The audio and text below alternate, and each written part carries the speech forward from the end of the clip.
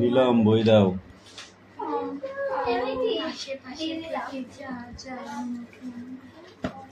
Mithi stand up.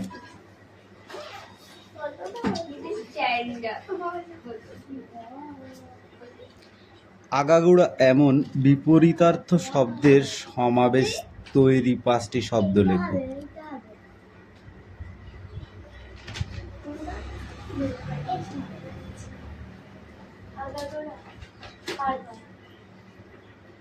এই নিলাম stand up. আগাগোড়া এমন বিপরীতার্থ শব্দের সমাবেশ তৈরির 5টি শব্দ লেখো। আমি আবার বলবো কেন? তুই 5টা বলবি তো।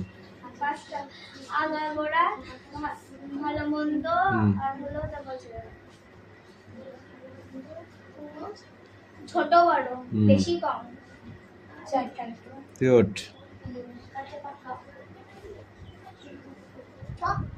কবিতাটিতে কোন কোন পতঙ্গের উল্লেখ রয়েছে? দেখি সরে দাঁড়া। ওর পিছনে যাচ্ছিস কেন? লজ্জা পাচ্ছিস? পড়া হচ্ছে না বলে? বল, ঠিক করে বল। বল। কবিতাটিতে কোন কোন পতঙ্গের উল্লেখ রয়েছে? পতঙ্গ। কবিতাটি পড়েছিস? পড়লেই তো বলা যাবে। হ্যাঁ, আরশোলার। তোকে বলতে বলেছি? পিঠে পড়বে কিন্তু বাকারি।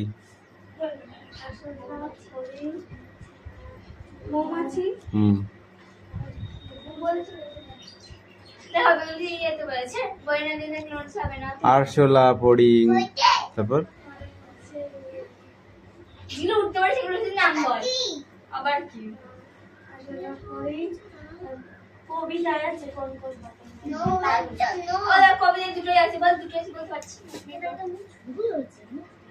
তুই বল।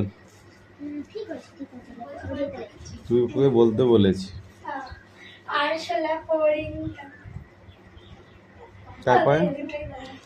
তারপরে দুটোই আছে, আর নেই? দুটোই আছে। নিলাম, বলো তো। ফড়িং এর কটা ঠ্যাং আরশোলা কি খায়? আঙুল আঠা দিলে চটচট করে কেন? কাঁটাগুলো দিলে বড় ছটফট করে কেন? আর ইত্যাদি।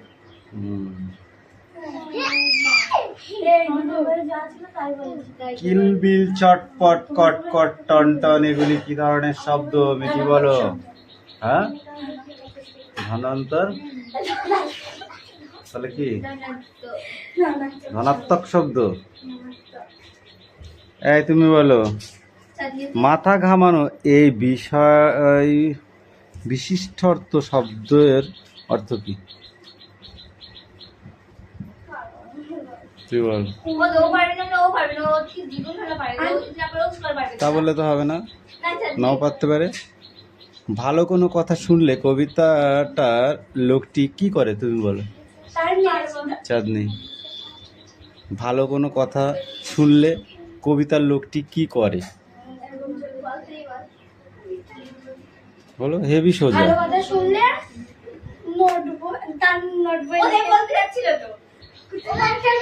বলতে যাচ্ছিল বললে তো হবে না। তুই খাস নাই?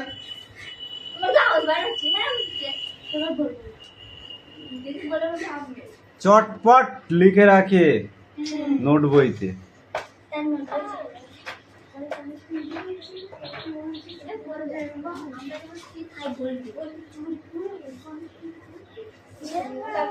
মানুষ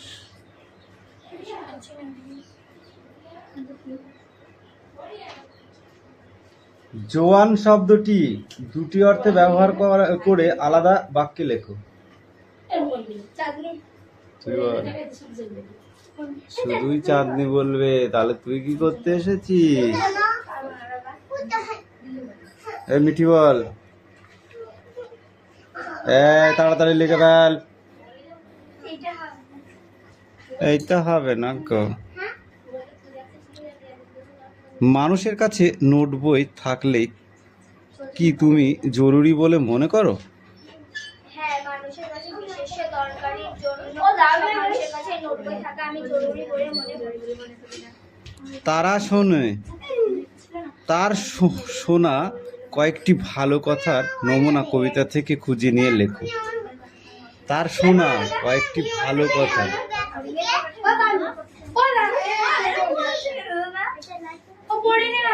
ওরা খাবে মা এমনি এমনি করছে।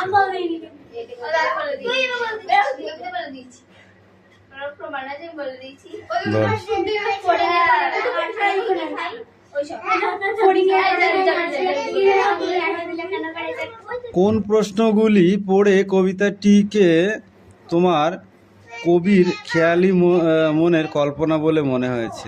মিঠি বল। At last question, at last question.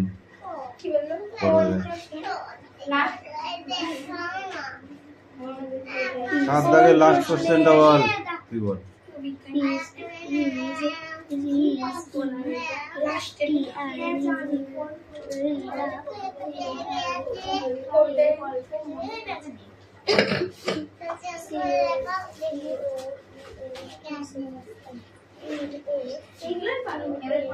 In a bicycle.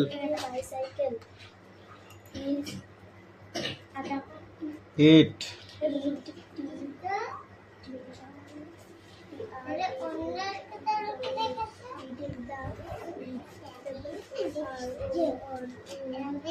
এই নিচে শব্দগুলিকে বাক্যে ব্যবহার করো।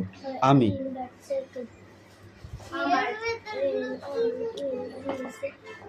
মোর। বাক্যে ব্যবহার করতে বলেছে। নিচের বাক্যগুলি উদ্দেশ্য বিধি ও দুইটি অংশে সম্প্রসারণ করে লেখো। ওরে রামা ছুটে আয়, নিয়ে আয় লণ্ঠন। কি হবে?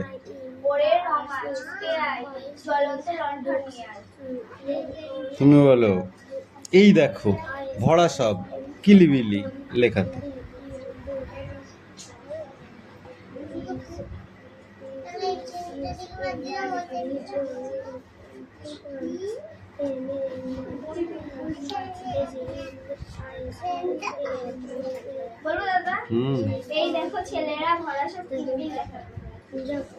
ঝাল কেন লঙ্কায়? মিঠি বলো। ঝাল কেন লঙ্কায়?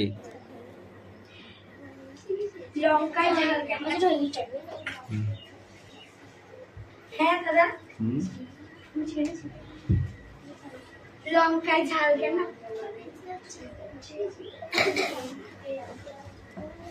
এর মধ্যে বলেছে উদ্দেশ্য কোনটা আর বিধিও কোনটা। এর মধ্যে উদ্দেশ্য কোনটা?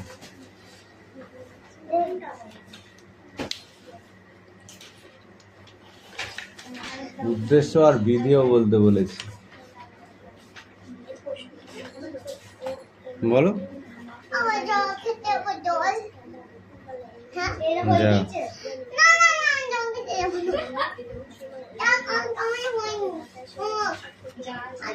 এই কোশ্চেনগুলো ভালো হয়নি। মেঘচোর সুনীল গঙ্গোপাধ্যায়ের লেখায় গল্পটি খুব সুন্দর। ঠিক আছে, এখান থেকে প্রচুর কোশ্চেন হয় পরীক্ষায়। লেখক সুনীল গঙ্গোপাধ্যায়। ঠিক আছে। পুরন্দর চৌধুরীর চোখ থেকে কালো চশমা খুলে ফেলে বললেন, অসীমা, এবার আমি তোমার এমন একটা দৃশ্য দেখাবো যা তোমার আগে পৃথিবীর কেউ কখনো দেখেনি। এরকম দৃশ্য কেউ কল্পনাই করেনি।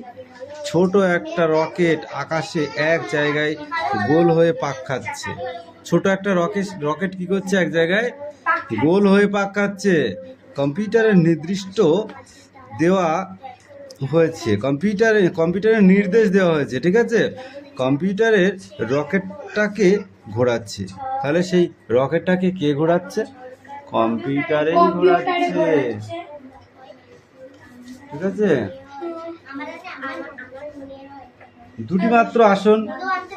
দুটি মাত্র আসন রকেটে। ঠিক আছে। পাশাপাশি বসে আছেন পুরন্দর ও অসীমা। পুরন্দরের মুখখানা ফর্সা ও একেবারে গোল। পুরন্দরের মুখখানা কেমন? ফর্সা, একেবারে গোল। ঠিক আছে, প্রায় চাঁদের মতন। তাহলে পুরন্দরের মুখটা কেমন? চাঁদের মতো। চাঁদপানা মুখ। তাই চোখের মণি দুটো নীল। তার চোখের মণি দুটো কেমন? নীল। তার বয়স 50-এর কাছাকাছি। বৃষ্টি বিজ্ঞানী হিসাবে সারা পৃথিবীতে তার নাম। তার নাম কি হিসাবে? বৃষ্টি বিজ্ঞানী। সাহারা মরুভূমির মাসে 100 ইঞ্চি বৃষ্টিপাত ঘটিয়ে তিনি সাংঘাতিক কাণ্ড করেছেন। সাহারা মরুভূমি, যেখানে মরুভূমির জীবনে কোনোদিন বৃষ্টি হয় না, সেখানে উনি বৃষ্টি করিয়ে সাংঘাতিক কাণ্ড ঘটিয়েছে। এর জন্য তার প্রশংসা যত হয়েছে, নিন্দেও হয়েছে ততটাই। যতটা প্রশংসা হয়েছে ততটাই নিন্দা হয়েছে। মেঘ থেকে ইচ্ছে মতো বৃষ্টিপাত ঘটানো এমন আর নতুন কিছু ব্যাপার নয়, কিন্তু তিনি অন্য দেশ থেকে মেঘ তাড়িয়ে এনে সাহারায় বৃষ্টি ঝরিয়েছেন। এক দেশের মেঘ উড়িয়ে নিয়ে চলে গেছে, কি সাহারা মরুভূমিতে বৃষ্টিপাত ঘটিয়েছে। সেই দেশে এবার বৃষ্টি কম হবে। একে মেঘ চুরি বলা যায়। তাহলে একে কি বলা যায়? মেঘ চুরি বলা যায়। তাহলে মেঘ চুরি কাকে বলে? এক দেশ থেকে মেঘ তাড়িয়ে এনে সাহারায় বৃষ্টিপাত ঘটিয়েছিল, সেই দেশে আবার বৃষ্টি কম হবে, একেই মেঘ চোর বলা হয়। রাষ্ট্রসংঘের অনেকগুলি দেশ দাবি তুলেছে যে মেঘ চুরি আইন করে বদলানো দরকার। রাষ্ট্রসংঘের বেশ কিছু দেশ তারা আইন করেছে কি মেঘ চোরকে বন্ধ করা দরকার। অসীমা বয়স 27। অসীমার বয়স কত? 27। মনে থাকবে। আমেরিকা হার্ভার্ড বিশ্ববিদ্যালয়ে ইতিহাস নিয়ে গবেষণা করে পুরন্দর চৌধুরী বোস্টন শহরে আবহাওয়ার বিষয়ে একটি আলোচনা যোগ দিয়ে এসেছিলেন। সেখানে অসীমা সঙ্গে তার হঠাৎ আলাপ হয়। অসীমা নিজেই পুরন্দর চৌধুরীর সঙ্গে আলাপ করতে এসেছিল। কে কার সঙ্গে আলাপ করতে এসেছিল? অসীমা পুরন্দরের সাথে আলাপ করতে এসেছিল। ঠিক আছে, এই মেঘ চোরের এখান থেকে এইটুকু পড়ে আসবে। হ্যাঁ, এর ভেতরে কিন্তু কোশ্চেন আছে, আমি কিন্তু ধরবো। হ্যাঁ, জীবনও শিখতে পারবি না। এইসব পড়াগুলো যারা কামাই করে তারা কিচ্ছু শিখতে পারবে না।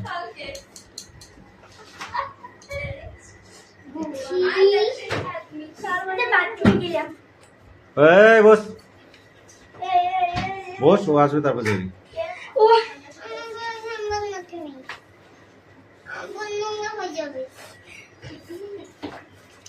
অঙ্ক করে নিয়ে এসে যাও।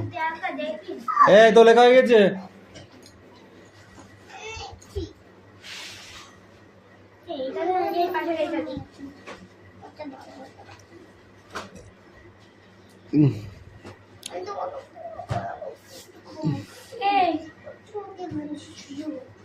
এই বই নেই,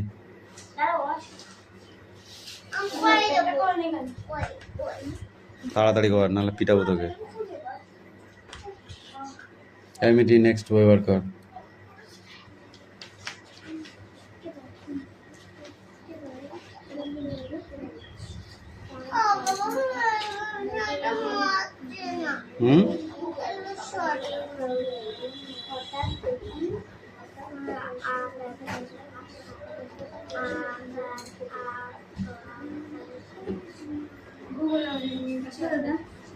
জামিন এমইটি নাও গো। কেন? ওর সাথে যেতিস বন্ধুত্ব করতে? বই ইয়া করে নি।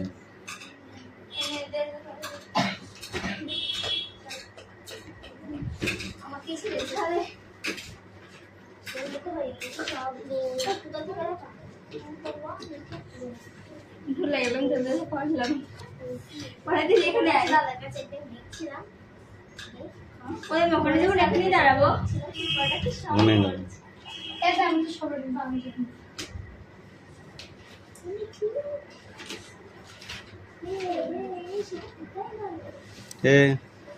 বাংলায় বইটা বন্ধ করেছিস? বাংলায় কবে দুর্ভিক্ষ এবং মহামারী দেখা দিয়েছিল? Stand up. কখন থেকে কোন সময়টা? বাংলায় কখন থেকে পঁয়ষট্টি খ্রিস্টাব্দ থেকে 1772 খ্রিস্টাব্দ। 1765 থেকে 1772 খ্রিস্টাব্দ থেকে 1770 1772 হবে। ওটা হবে 1772 থেকে 1770। তাই তুমি বলো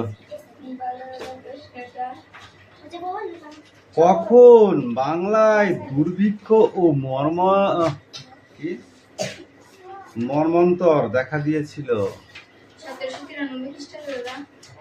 1709 1784 নো আবার কি আছে 1776 1784 বই পড়েছিস না আন্দাজে বলছিস? যদি না থাকে ওটা 1769 থেকে 1770 খ্রিস্টাব্দে বাংলায় ভয়ঙ্কর দুর্ভিক্ষ ও মর্মন্তর দেখা দিয়েছিল। প্রথম পেজেই আছে, প্রথম লাইনে আছে।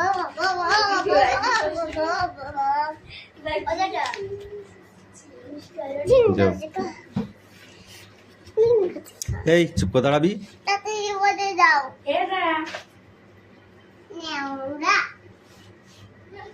এই নে, এই নে। ভূমিরূপ হবে লে। ভূমিরূপ হবে ভূমিরূপ থেকে হবে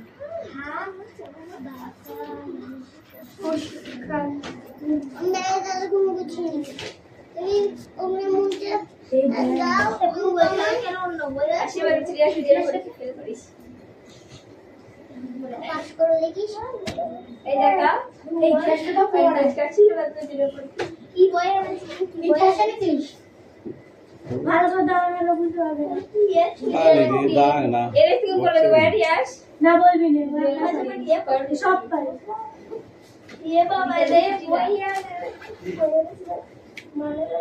আমার এই ছবিটা সেই লাগে তোদের বাড়ি হবে না এটা আমার বাড়ি এটা আমার বাড়ি প্রথমে একটা মুখ হাত দিয়া আমি ওই ছিল এই কুলটা না ওই ছিল না আমি পাশে আমি ওই ছিল আমি উপরে একটু নড়িয়া যখন আমি দেখতে বলছি আজ করি হারিয়া নমস্কার আরে কই কি হ্যাঁ নমস্কার এসো না কে এখানে যাবো কি সুন্দর আমি বাড়ি এই নে। এই এদিকে আয়। 2 1 3 3 2 5 7 1 8 3 3 6 4 2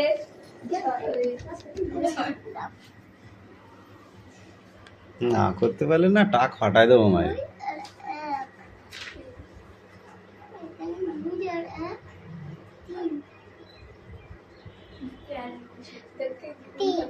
হুম ঠিক আছে। এই ভালো করে লিখতে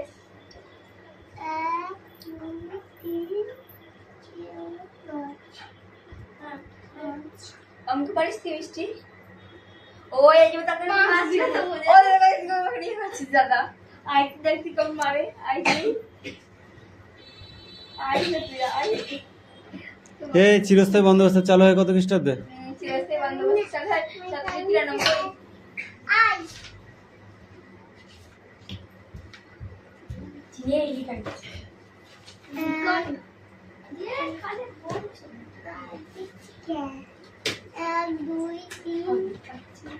সতেরোশো 1793 খ্রিস্টাব্দে চিরস্থায়ী বন্দোবস্ত চালু হয় কেন?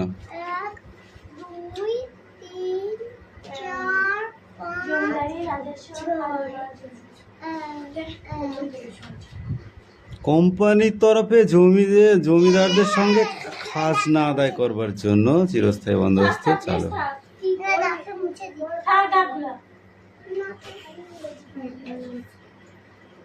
চিরস্থায়ী বন্দোবস্ত সমৃদ্ধি কি হয়েছিল?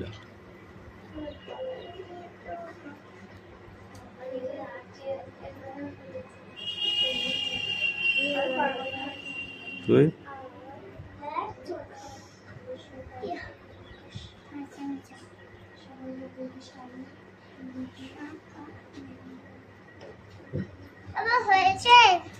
হ্যাঁ হয়েছে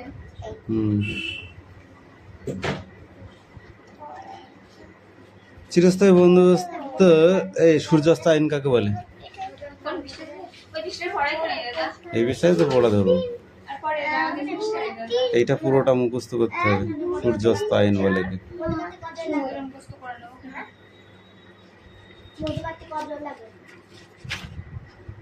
কিরে তোরা দুজনা গল্প করছিস কেন রে?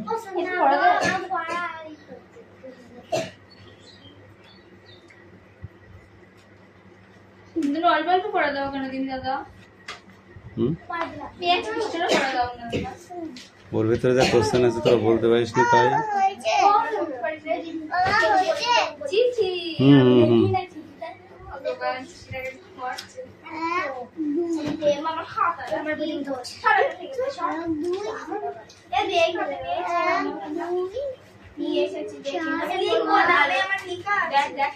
দে আটা দেখ দে। 6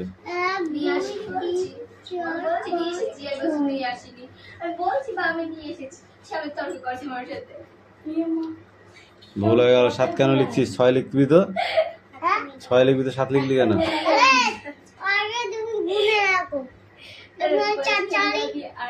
হুম 4 আর 2 কত হয়? 6ই হয়।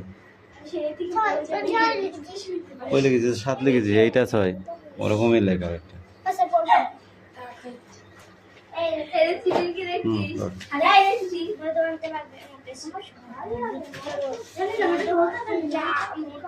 বনে যাহার কথা পা পিছিয়ে নাস্তা খেয়ে বনের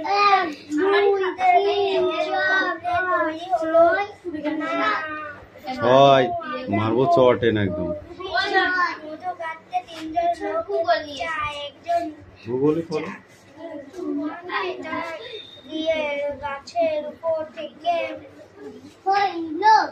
রাস্তা থেকে দেবো হাতে আর এবং লম্বা বাসে পেন দে যাবে খাতায় লিখে নে।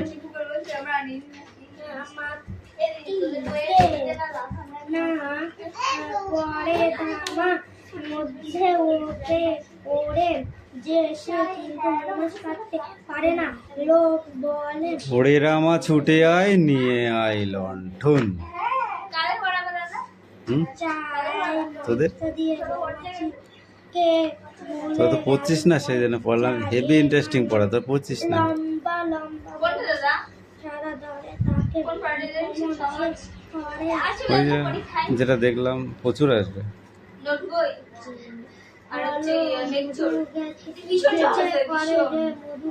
যেমন সহজ তেমন কোশ্চেনও দেবে,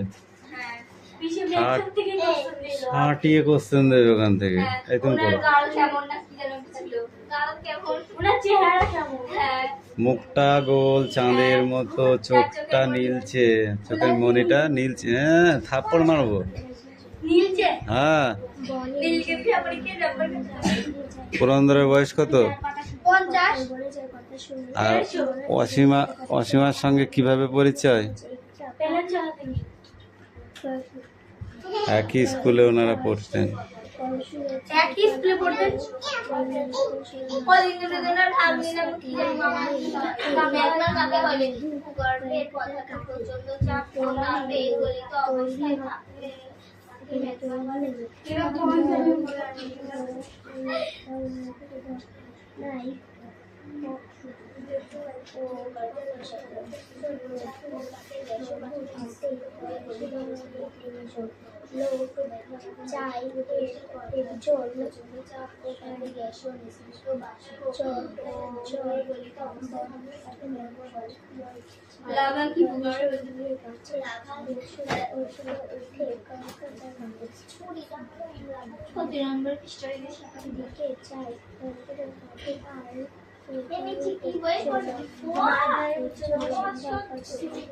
ভারতের প্রতিবেশী দেশ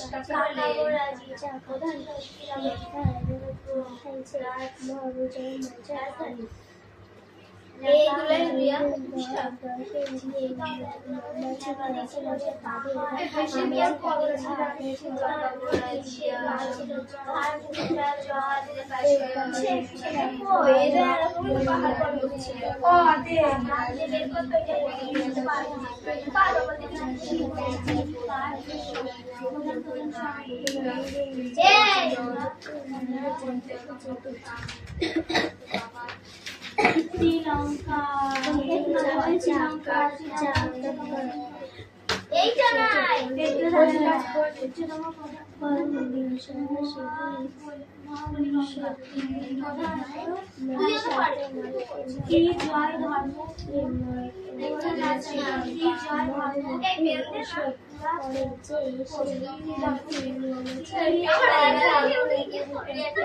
রিয়াস যাবো আমি ওই করিস না বই বার কর ওরা পড়ছে তুই বসে আছিস কেন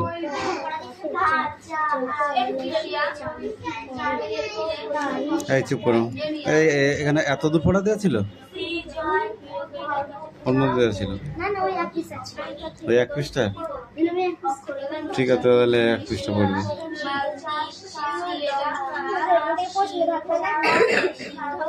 যেদিন ধরবো সেদিন টের পাবি যেদিন ধরবো সেদিন টের পাবি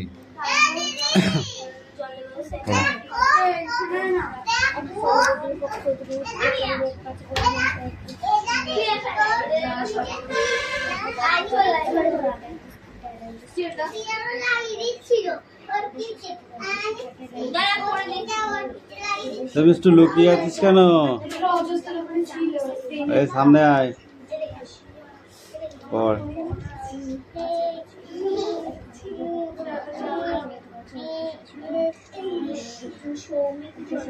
জি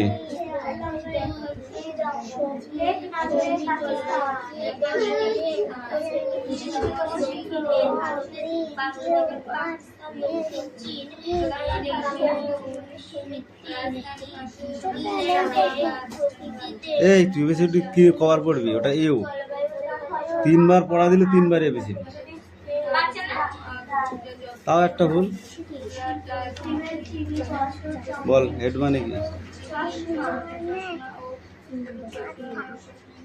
আর নোজ মানে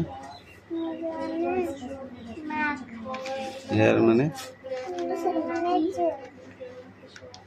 ইয়ার মানে ইয়ার মানে কি 5 10 5 55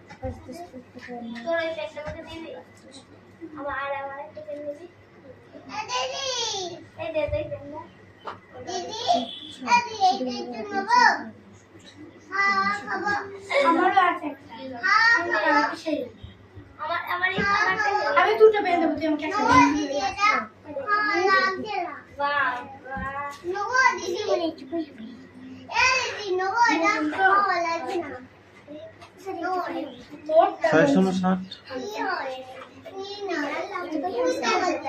ঠিক আছে নিচে তুমি পড়ে আসবো হ্যাঁ 60-এর পর থেকে 100 পর্যন্ত পড়ে আসবে ঠিক আছে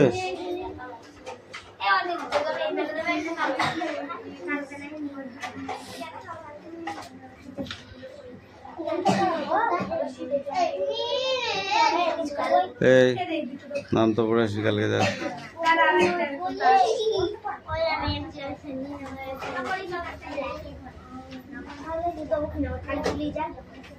ঠিক আছে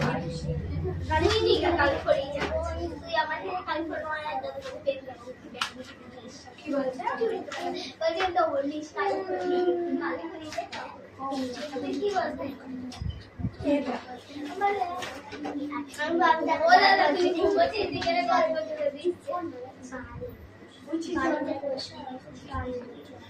আমার এই ক্লিপে ভেঙে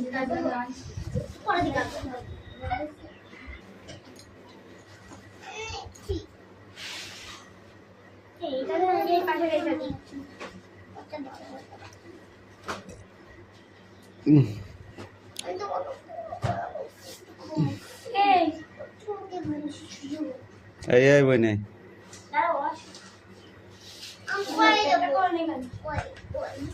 তাড়াতাড়ি কর নাহলে পিটাবো তোকে এমইটি নেক্সট ওয়েবার কর